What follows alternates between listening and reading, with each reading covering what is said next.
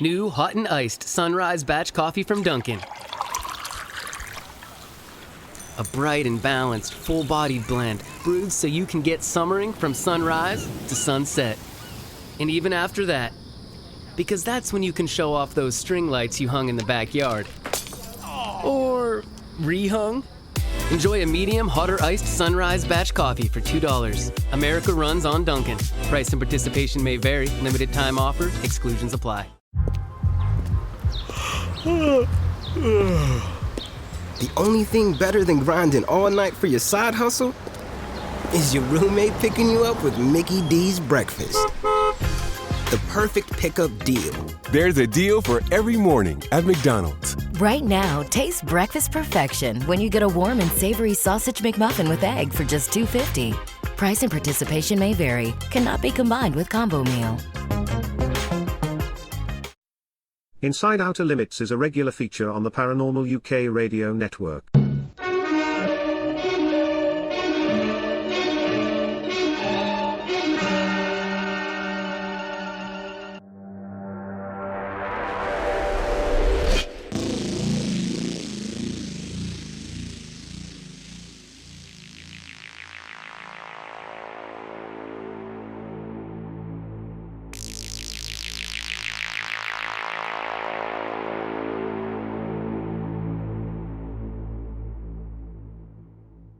Neither Chris Evers, Philip Mantle, Inside Outer Limits radio show, Flying Disc Press or Outer Limits magazine endorse any of the products you may have heard advertised at the beginning, the end, or inserted into the middle of this show.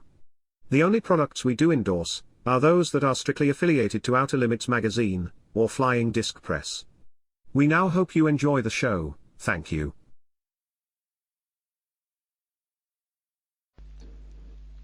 Hello everybody once more, welcome to another edition of the Inside Outer Limits radio show with myself, Chris Evers, and of course my regular co-host, he is UFO royalty, you know, it's the one and only Mr. Philip Mantle. Hello Philip. Good evening, Chris. How are you? I can't complain here in sunny Pontefract. Well, it's in sunny Hull today as well, so that's quite good. Yeah. So, let's get the obvious stuff out of the way straight away. Who's going to win the European Championship?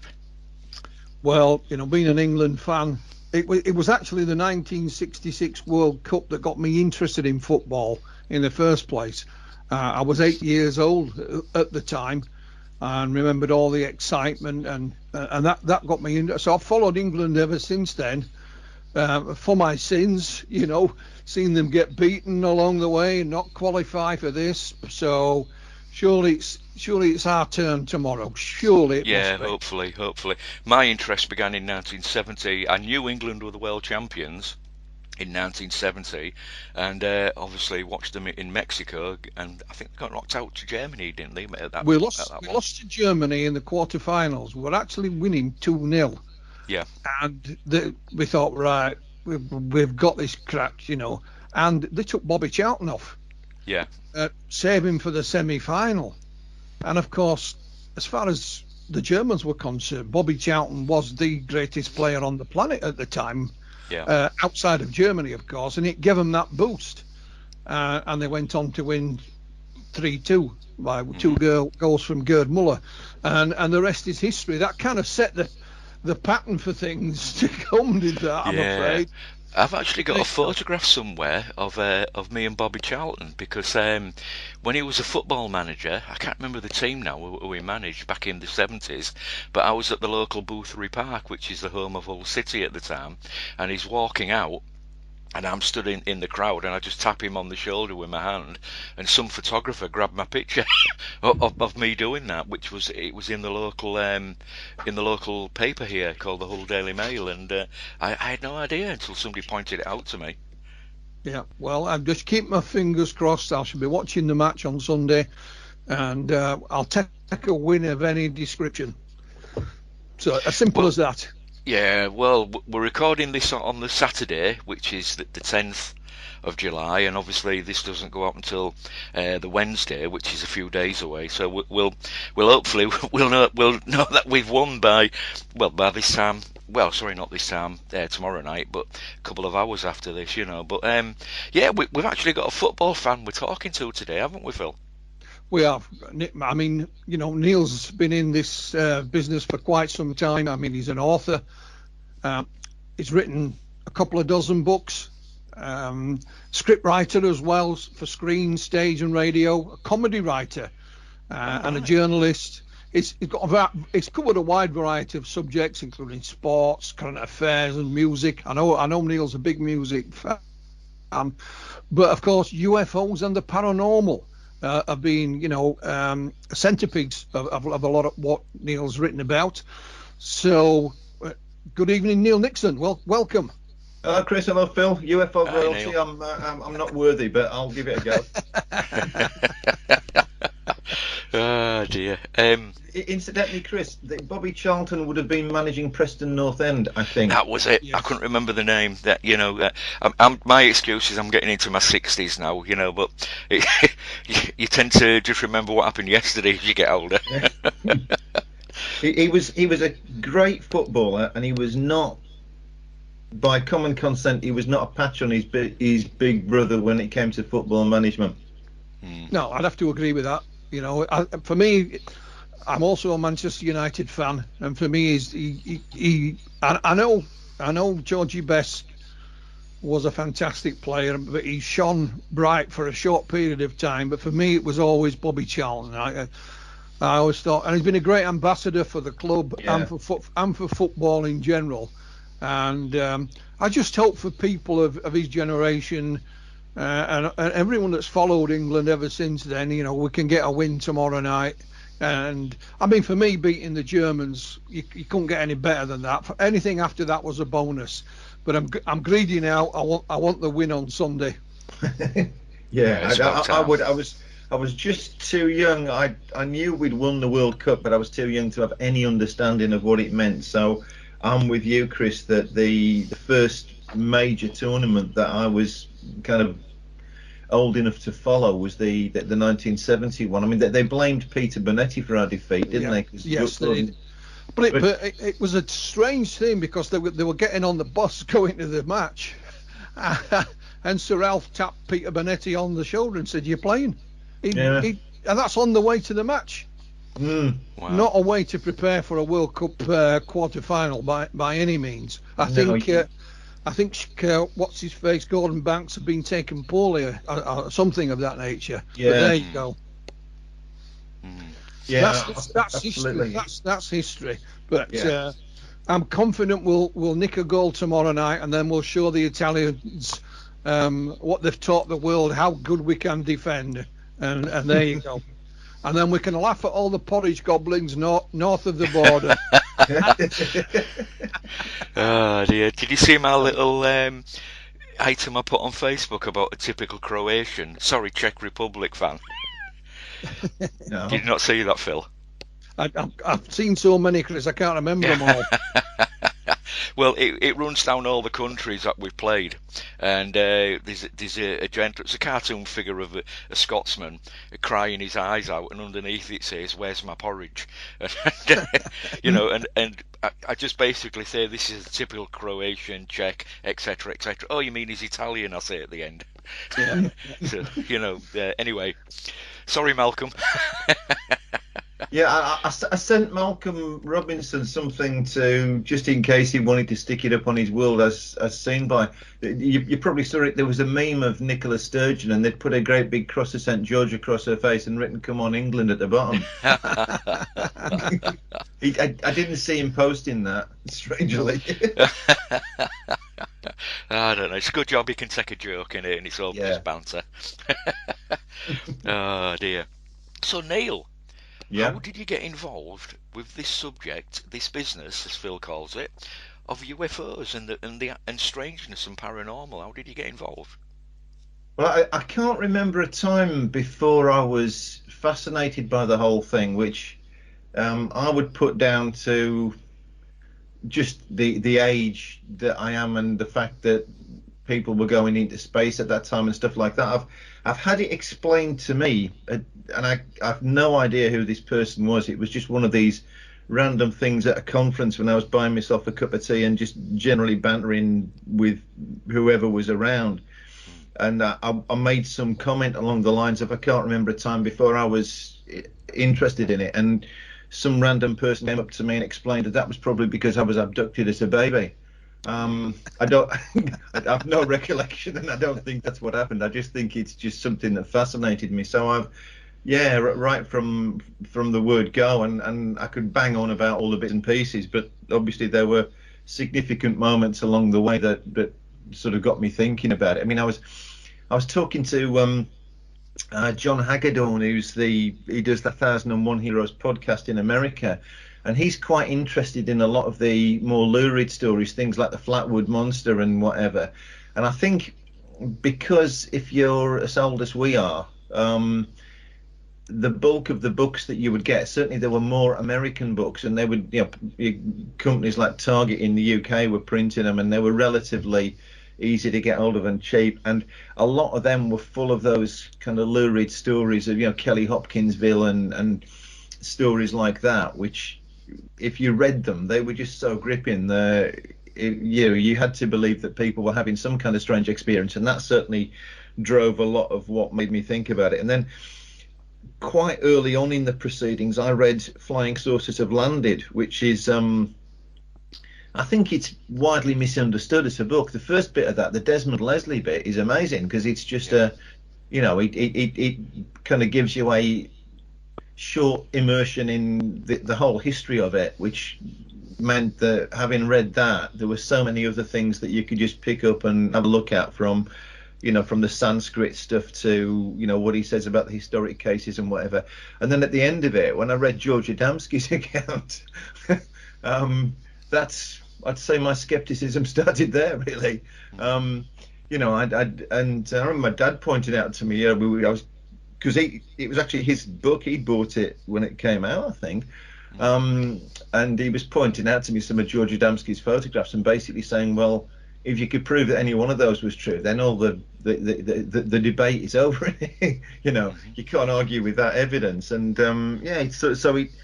it's been a lifetime of lateral thinking and stuff, and it's never really gone away. I've always been involved in it. So over the years, I've sort of ducked in and out of how actively involved I am. I'll say one thing that I don't think any of your guests that I've ever heard on your podcast have ever said before, but as Phil rightly pointed out, alongside the academic career, I've been writing professionally since I was a student, and there have been times when researching and writing on UFOs was more lucrative than other times, let's put it that way. So the mid-90s, the era of the X-Files and whatever, there were newsstand magazines that would take articles and stuff.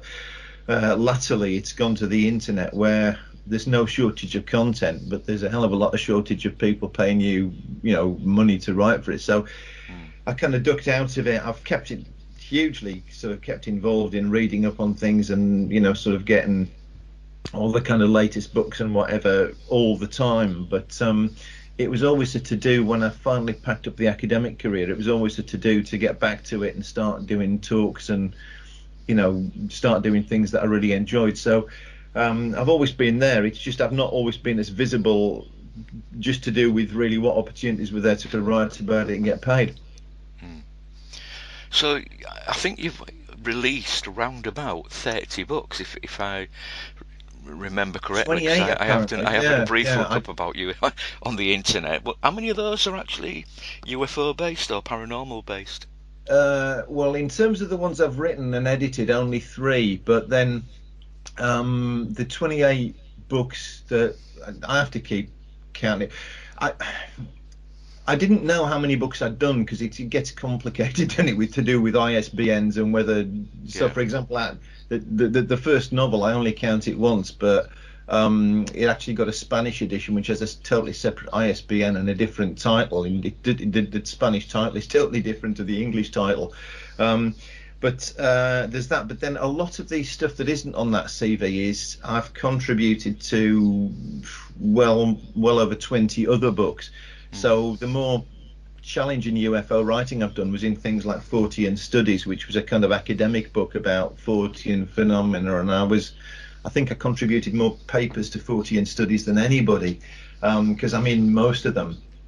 and they were all about UFOs, and I've done articles for magazines and stuff. So I've been busy most of my adult life with it one way or another. I mean, I wrote for one or two, like the Unknown magazine, which is long gone, and so for the same kind of publications where some of the people you've interviewed and some of the people that have been known in the business for years were contributing as well. So, which is your favourite book that you've wrote yourself? Of all my books? Yeah. Oh hell. I don't know. My favourite book is always the one I'm working on. That's the right answer. No, but it is. But that's the thing. It's like there's always. I'm always more enthusiastic about the stuff that's coming up than I am about the stuff that I've done. So that would be true. At the moment, professionally, I should be saying that it's UFOs, aliens, and the battle for the truth, shouldn't I? But which was great to write, and I was pleased to get the opportunity to do it, and largely it was I went to a publisher that I'd worked for before, and it was a fairly positive negotiation, me saying, well, I want to do this, and them saying, yeah, okay, but keep it within these limits, and there wasn't a lot of interference, and so I got to write what I wanted, the way I wanted to write about it, which was, for me, it was great. Well, let's just tell everyone, Neil, in case they missed that, but UFOs, aliens, and the battle for the truth. That's your new book that's out now. Give us.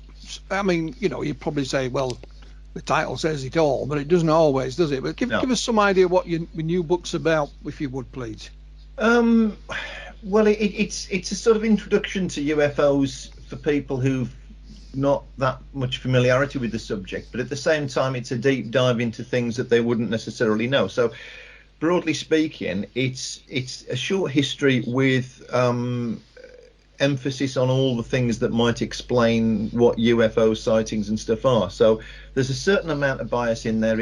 I would say my opinion about ufology in general is that pretty much every answer that anybody's ever come up with to explain it is true. And I have a bit of an issue with when people say, well, the answer, as in definite article singular.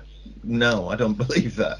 I think there are answers. I think there are multiple answers, and that part of the problem is that people look for the one explanation. It's not there. So the book certainly takes that angle, and it's set up in such a way that when it looks at the big cases like Roswell or whatever, it presents as succinctly as it can, the arguments for and against different interpretations of it. In that case, basically the argument in favor of it being an alien event and the arguments against it being an alien event. But it assumes that the readers are smart enough to make their own mind up from there. And along the way, because just like I say, I've been actively involved in this business for ages. I mean, I refer to the UFO people who are interested in it as the UFO community, because I think that's probably as good a label as you could put on them. It's it's not a profession, and it's more than just random people just sort of congregating together. So it's got that sort of community feel about it. But the book contains one or two of the more bizarre, random and strange things that have happened to me or that I've been involved in over the years as well. And go on, give us an example, Neil. Go on. I like the bizarre and random, because it's happened. Things like that happen to all of us. Well, given the time that we're talking now, let's talk football. So many years ago, you might know this lot, but Contact International, you've had dealings with them, I'm sure, yeah? Yeah. So do you remember the Meetings? Yes. Yeah, right. So when you could ask, so there was, for the benefit of your listeners who don't, this was a race of nearly 1,000 beings that existed almost as pure energy in the atmosphere, and they were super intelligent beings. And one of their more amenable traits was that you could ask them any question you wanted. And obviously Contact International had somebody who was in a kind of psychic contact with them. So anyway, cut a long story short, I was talking to some of the Contact International people. I think it was backstage at an unconvention or something. It was one of the conferences where I'd done a talk anyway. And I asked whether I could ask them some questions. So the answer, of course, was yes, but in a very English way. all I could do was to send the questions via the Royal Mail with a stamped addressed envelope, because this is the 90s, so it's just pre-email. And I asked them six questions, and so I used the first 5 for what would be, the biggies, like, is there a God, is global warming a problem, stuff like that. This is the mid-1990s after all. And the 6th question I asked them, which was it's the one that I still mention in UFO talks because it still gets a somewhat bemused reaction. The 6th question I asked them was about Carlisle United, and specifically, if you remember anything about them at the time, our chairman was Michael Knighton, who was the guy that tried to take over Manchester United and almost succeeded, and he ended up 10 years as chairman of Carlisle. And in 1992, rather, when he took us over, he promised Premiership football within 10 years, i.e. we would be in the top flight by 2002. And at the time I asked this question, we were fighting a relegation battle to stay in what's now League One. And I asked the Meetons what they would do to sort that out. In other words, how would these super intelligent aliens that appeared to know everything about everything get Carlisle United into the Premier League? And the response I got was that they would bake a cake containing the chairman's wishes, and when the players ate the cake, they would deliver on the pitch. Now, as I explain it in the book, let's just have a sort of coda onto that. 2 things, really. Number one, at that point, I would have to say I was not convinced that I was receiving wisdom from some of the most intelligent creatures that could possibly exist. Number 2, the proof of that being, I think, somebody giving it to me from their own subconscious, i.e. maybe being totally sincere but drawing it from their own resources, is the limitations of that solution, really. Put it, as I explain it in the book, if there was such a cake recipe and you locked half a dozen Premier League managers in the room with that recipe, then I think Anthony Joshua and Tyson Fury couldn't possibly match the fight that would result. So, I mean, that was a little cul-de-sac of stuff that, something I just got involved in, and that's one thing I'm not being facetious at all. It's one thing I've really valued about ufology and the UFO community over the years, that I used to love it when I did the bigger conferences like the Unconventions and stuff, that you just 9 o'clock on a Saturday morning, if you were going through the door, you had to park any notion of what was normal, and then the rest of the world could just look after itself for a weekend. And for me, that's just wonderful, and it's something that I've always liked about it, and I've always thought that was better at live events than it ever was.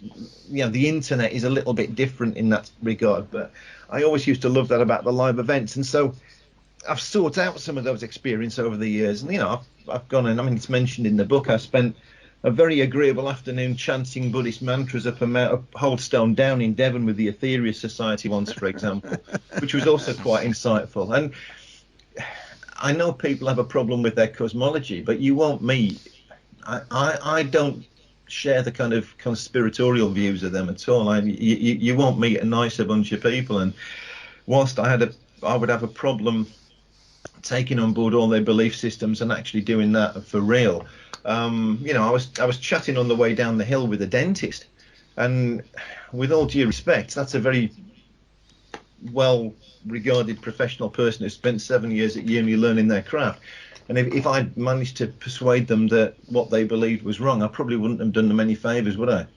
No, I mean, we had the head of the Aetherius Society. Was it Richard Lawrence, I believe? Yeah, he's still there. Yeah. Yeah, he did a presentation at one of the conferences I organised in Sheffield, and I thought the sort of general UFO audience would not take well to it, but he went down a bundle, Neil. Whatever, I didn't listen to his presentation, I was busy, but whatever he said, it went down with great guns. And, I was at that one. I can't remember what year it was, but I remember that because I met him and dealt with him a few times. And I mean, I know certainly when I was in a research group in Essex, and you'd meet people, they would talk about stuff that they wouldn't print, and it was a common belief about the Aetherians that the security services or some, whoever else they would blame for this were artificially stacking the numbers of the Aetherius Society, and the point of that was that they were always the biggest UFO group. Therefore, when the media wanted a quote, they'd go to them and they'd just drag it all into disrepute. Right? That was the sort of common conspiracy thing about it, yeah. So I was interested to get to know them and get involved with them because I wasn't sure about any of that. And I think just meeting Richard Lawrence and chatting to them over the years, I never thought that it was anything conspiratorial. It's just that they were very user friendly, and they're they obviously they stick together as a group, and because they're providing people with a means to achieve salvation, they had a they basically had a chance to stay together, and they were much less likely to fracture than say little research groups that were setting up all over the place. Yeah, well, going back to football for just a second, you're obviously a Carlisle United fan. Yeah. Can you remember? I think I've got this right. A manager you used to have called Kevin Broadhurst. Yeah, vaguely. Go on. Well, I went to school with him. Oh right, he wasn't the main. He was on the coaching staff. Yeah, he played at Birmingham. He played with Trevor Francis. He lived down our street, did Kevin, a very good player. But it's funny you should mention Carlisle United. This is nothing to do with UFOs, so I do apologise. But I used to work in a factory many years back, and one of the lads there, a long time ago, he played for Halifax Town, and they were going to play Carlisle United. And so they were on the bus going up.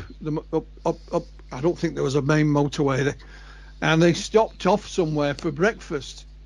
And he told me in the story, he says, as we're getting off the bus, the manager is giving him a shilling to go and buy their breakfast. And he said, and when you get back on, I want the change. So they had to buy the breakfast and give him what was left. And they were actually on the way to play Carlisle United. And he told me lots of funny stories, about the old footballing days. But sorry to interrupt on that. But no, I mean, my dealings with Richard Lawrence and the Etheria Society have always been pleasant and polite, which is not what you can say with what you might consider the mainstream ufology. But there you go. But that's a big thing for me. One area that I've had a real interest in is the extent to which what people experience from UFOs and what they experience from religion actually overlaps. So, I've got one or two pet theories which are left out of the book simply because it's me banging on sometimes and I can't prove things. And it's, obviously most of my working life I was an academic, so the whole business of building arguments and trying to stack them up and actually sort of prove your point is sort of, it's almost like hardwired these days. But one thing about the Etherians, and particularly them actually, that's occurred to me is about how these groups develop and how they survive. So I was talking to Dave Clark about this earlier this year because I finally got round to reading When Prophecy Fails. I don't know, have you ever read that book? No. So it's right. It's a social science investigation from an American university in the mid-1950s, and names and stuff are disguised, but it's not that hard these days to find out who was really who. But the gist of it is that some American academics had wanted to investigate the kind of flying saucer cults and all these related things for a while, and an opportunity just dropped into their lap. And they investigate this group that believe that basically the end of the world is coming and UFOs will save the faithful, right? And it's this. So this all happens in the mid-1950s. So at midnight on the 20th of December 1954, when they're expecting the saucers, because it's flying saucer period, isn't it?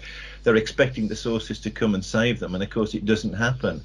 And what they don't realise at that point is that they've been infiltrated by a bunch of sociologists who are watching it all happen anyway. In fact, it's these days you wouldn't get it past as an academic investigation because the ethics of the whole thing are just really questionable, and it's not a very big group anyway. So the fact that they've got 5 researchers in there, they're a significant part of the group. But it's sort of like it's taken as a classic of its type. But one thing that occurred to me, and this is a pet theory that I've had about some of the religious groups for ages. The people who wrote that book, I think they didn't realise that one of the things that they did was that they almost wrote a manual for how to avoid the mistakes if you're setting up a cult or a religious group around UFOs. And they did this in the mid-1950s. And it's interesting that if you were being totally cynical about the Etheria Society, you would say that the great thing about them is that they did everything that group in When Prophecy Fails did, but they also avoided all the big mistakes. And this is why I was talking to Dave Clark about it, because the book came out in the mid-1950s, and I wondered if, in Flying Sorcery that he wrote with Andy Roberts, yeah? Yeah. So that's a kind of social history of UFOs in Britain over the years.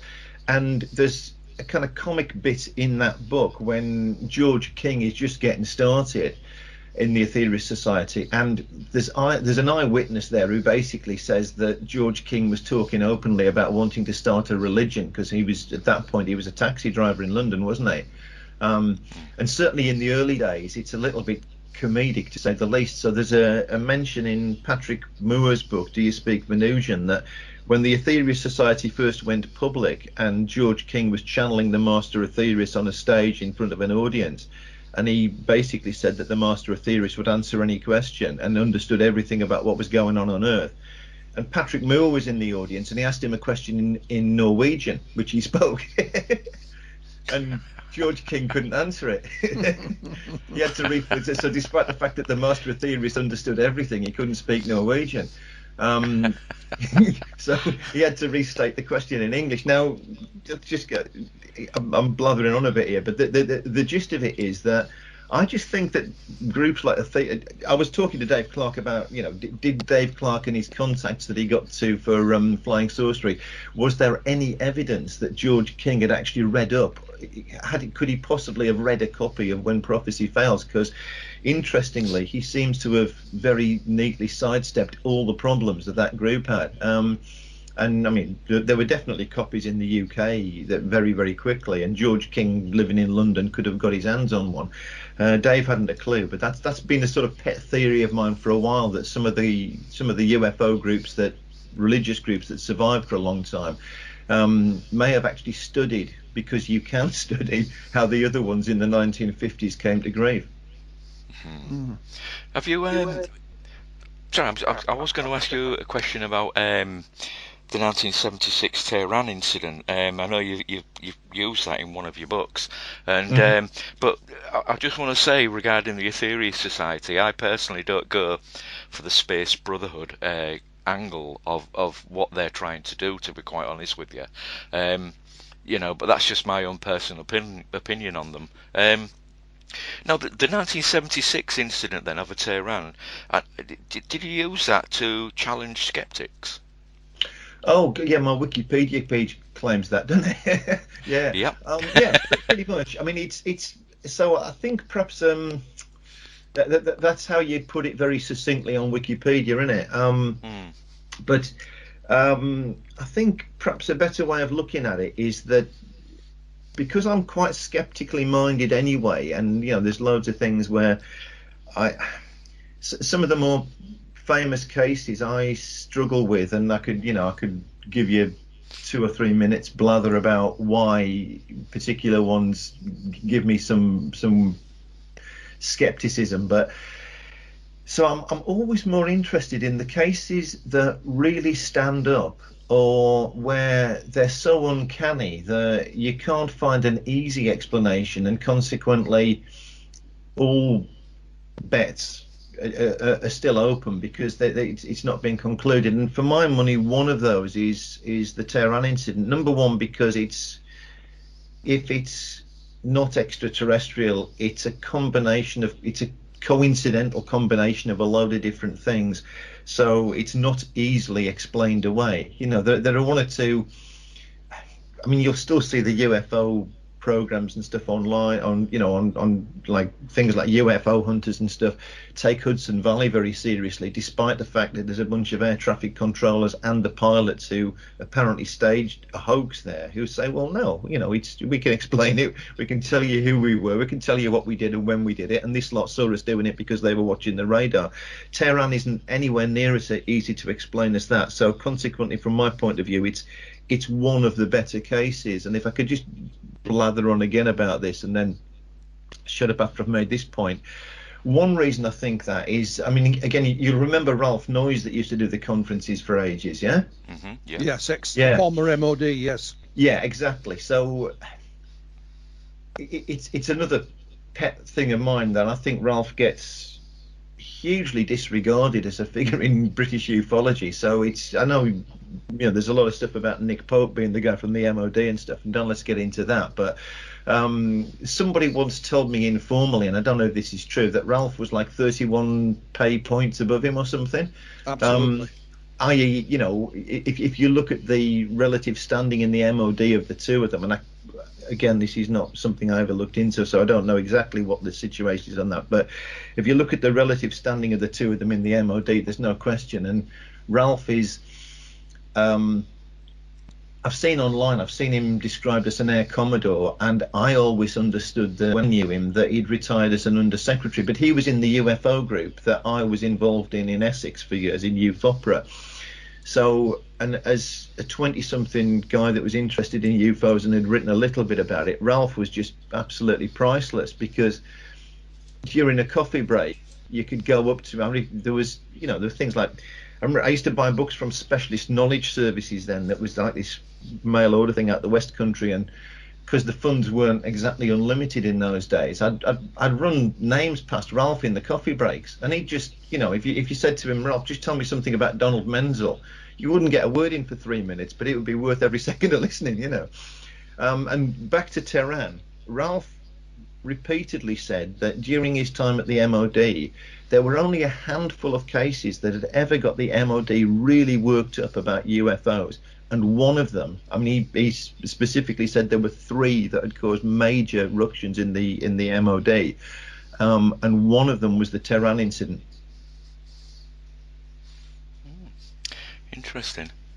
Yeah, and not because, I think in what Ralph was saying about that was that the Tehran incident was so bizarre and uncanny that for a lot of that time, the people responding to it, i.e. the Iranians, who were, of course, in those days, in 1976, they were our allies, weren't they, under the Shah? Yeah. So we had a hotline to, this information, that they were just completely befuddled by what was facing them, and they hadn't a clue what to do about it. And I think the MOD's view of that was that they didn't know how to explain it either, but their concern was that it could have, if it actually had been an enemy attack, i.e., an attack by an unfriendly nation on an ally of NATO, effectively, then they dealt with it very, very badly. Yeah. For those who are not aware, just outline the incident itself, Neil. There'll be those that are not aware of it, I'm sure. Okay, right. So it was the main military air base in Iran was in Tehran, and it was basically, it's just like an offshoot of the main civilian airport as well. And there was it's a complicated incident, but there was a huge UFO was sighted, 2 fighter jets, one after the other. So the first one was dispatched long before the second one were dispatched to deal with it. And when these jets were airborne, a small object detached itself from a larger object. So very, very quickly, without any warning and without them really knowing what it was that they were dealing with, it looked like they were being attacked by, not exactly a fighter, but something hostile that had come from a much larger object. And then, depending on which account of it you believe, one or both of the jets got a radar lock on the target, and because they were absolutely just unable to understand what it was they were dealing with, but it seemed to be behaving in a hostile way, they were authorized to engage it, i.e. to shoot it down. And depending on which account you believe, either one of the jets or both of the jets managed to get a radar lock and a weapons lock on it, so they'd got the target actually within sight and they could take it out. And in those cases, the electronic systems on the jets failed. So consequently, it appeared that whatever it was they were engaging had managed to do something to disable them without actually attacking them. And then around the same time as this, another object was observed landing in the desert, in a very, very remote part of the Iranian desert.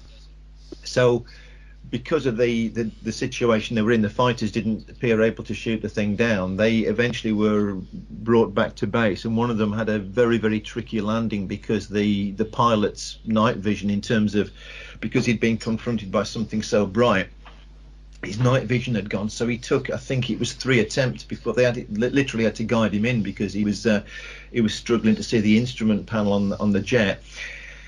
The following day, because they knew more or less where this object had come down in the desert, the following day there was a military team went out to the desert to try and find some trace of this object, which they didn't, but they found eyewitnesses who'd seen it land.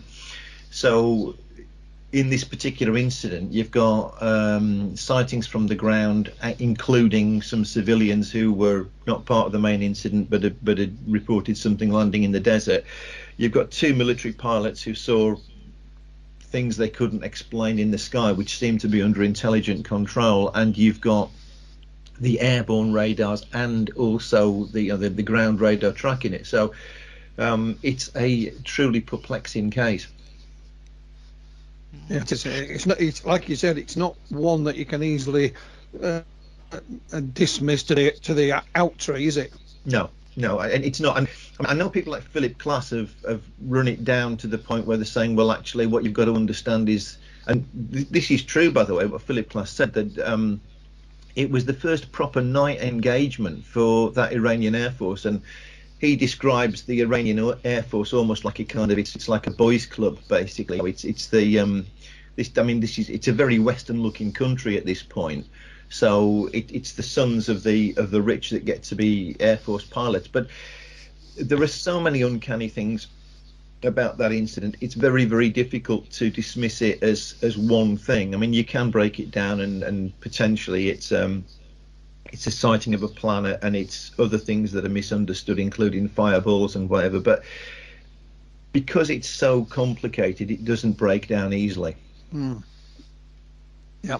Well, coming to the military, and there's something only happened a few weeks ago, the so-called Pentagon report that's hit the headlines. Have you got any thoughts on that at all, Neil? I mean, it's the one item on everybody's lips at the moment. I'm not sure I can add anything to what's already been put out there. I mean, there's a few things, maybe a few random things. Let's go back to Ralph Noyes for a minute, because again, he'd had a clearance above most people that have worked for the MOD that got involved in ufology. And Ralph was saying years ago, he would privately tell anybody that, as far as he was aware, that the MOD knew 2 things. First of all, that there was genuine phenomena there to be investigated. Secondly, that there was no conclusive proof that any of it was extraterrestrial. So on the various podcasts I talked to just before that Pentagon report came out, I actually made that point and said that I thought the Pentagon report would say exactly the same thing, which is what it did. Yeah, I mean, me and Chris discussed it, and again, I think that's pretty much what we said. Yeah, very much so. Yeah. And I mean, completely, within all the major reports that America's produced, it's probably less overtly skeptical and less damning of the witnesses than Project Sign, Project Grudge, and Project Blue Book and all the other ones. I mean, they've got progressively more user friendly, but clearly there's a bunch of people, particularly in the United States, who've been banging on the doors for ages saying that they think that there are bodies in cold storage and whatever, who are totally dissatisfied and won't ever be satisfied until the Pentagon actually says that. So it was what I expected, really, and so some of the, let's be fair, some of the footage that you see from the cameras in the fighter jets and stuff like that looks hugely spectacular when you see it. Although I've read on sites like Metabunk, I've seen it, pulled apart and explained as things that that are quite mundane. But apart from that, it's just pretty much what I expected, and it's only 9 pages anyway. It's not exactly comprehensive, is it? No, preliminary.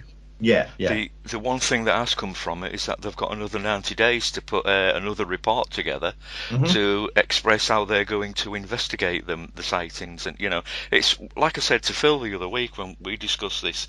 It's a case of we don't know what they are. They're not American. They're not Chinese. They're not Russian, although they could be, and they're certainly not British. But give us some more money and we'll look into them. That's what I got out of it, really.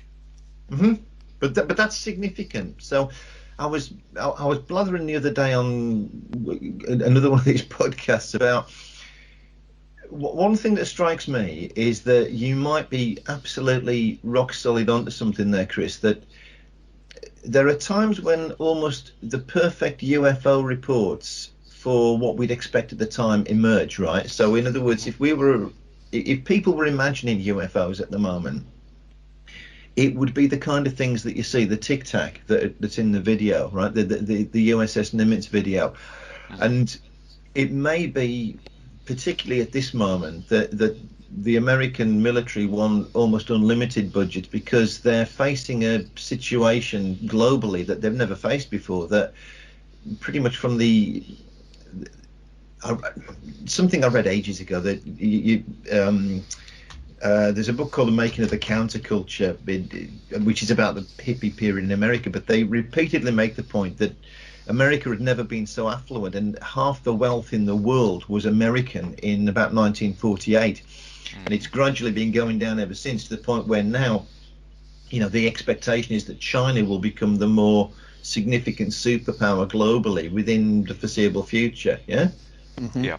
Well, why would the American military not want unlimited budget in that situation? Because their influence across the whole world relies to a certain extent on their military power, and if they're likely to lose it, then if a danger of underfunding their military is that they just lose their predominance in the world more quickly, then you can't blame them for that. And it wouldn't be the first time that some amazing UFO report had come out of the American military and had changed the way people think. I mean, the parallel to me, although the reports are very different, would be the 1952 Washington sightings, which have never been adequately explained. But it's a bizarre event. Number one, I mean, if you're familiar with this, are these the ones where the lights or the orbs or whatever they are at UFOs, put it bluntly, seen over the White House or is it the Senate or whatever over in Washington? No, literally over the White House in the most protected airspace in America, and on the surface, it's exactly what the 1950s would have imagined. This is July 1952. It's the era when movies like the Day the Earth Stood Still are being made. So the expectation was that fleets of UFOs might come and land, which is what science fiction was presenting and stuff. And that actually happened, and it happened over 2 nights, but they were a week apart. And on the one hand, it's like, well, clearly this is this is the event that America, from 5 years after Kenneth Arnold, almost exactly 5 years after Kenneth Arnold, was expecting, and what the B-movie producers were presenting. On the other hand, that case is unusual, despite being unexplained, for some really mundane things. These things happened literally a week apart, i.e., so they might be extraterrestrials come from a completely different place to investigate the Earth, but they're very conveniently turning up on a Saturday night, 1 week after another. They might have been to a drive-in movie on the way home. Well, exactly, yeah. And of all the places they picked to go, it's literally over Washington, isn't it? And also, one or two of the air bases that would have been protecting Washington, particularly on the first night, were stood down for apparently fairly routine reasons. But it is a bit of a bloody coincidence. Now, for me, the recent videos almost have a ring of that, because one of the upshots of the Washington thing, regardless of what the explanation is, was an increased awareness among the general public, which meant that certain things like military budgets and people investigating them and whatever were enabled. I've seen Brian Dunning on Skeptoid talks about one of the one of those videos from that's in one of the spectacular videos. His best candidate for what you're looking at is an industrial drone. In other words, what he's arguing is that people think of drones the way that we think of the kind of domestic drones and stuff. So in my corporate PR work at the moment, we've got a drone and we use it to film our own workspace, and we do our own little bits and commercials of it. Well, those ones are ubiquitous. People see them all over the place. But what Brian Dunning's argument, of course, is that there are drones with much greater power and much more, basically that can stay airborne longer and stuff. And he openly speculated in one of the Skeptoid episodes fairly recently that maybe they use that just as obviously that if you use those against pilots and the pilots don't know what they're seeing, that it's their own hardware, the same military, then they react accordingly. But the result in video means that if you're then going to argue for more budget to just detect these things in general, you're probably pushing at a bit more of an open door. And it's no accident, I think, that if America is facing becoming the second greatest military power on earth, then an expectation will be that people like China will use drones against them. So the more that you put research and funding into detecting these things, i.e. radar that would detect objects that small, pick up and understand them very quickly, would be a key funding point. So maybe some of that is there. I mean, I don't know. Okay, now coming back to your book, where can we get it from? All the usual places. Okay. I don't know how many shops have got it in. The truth is, whatever I say in answer to that, the world and his dog will buy it from Amazon, won't they? Absolutely. Yeah, but it is. If you're running blind press clubs, Amazon are much less without them, you wouldn't sell in what? 60 Well, you wouldn't say anything. In current situations, all the bookshops are being closed.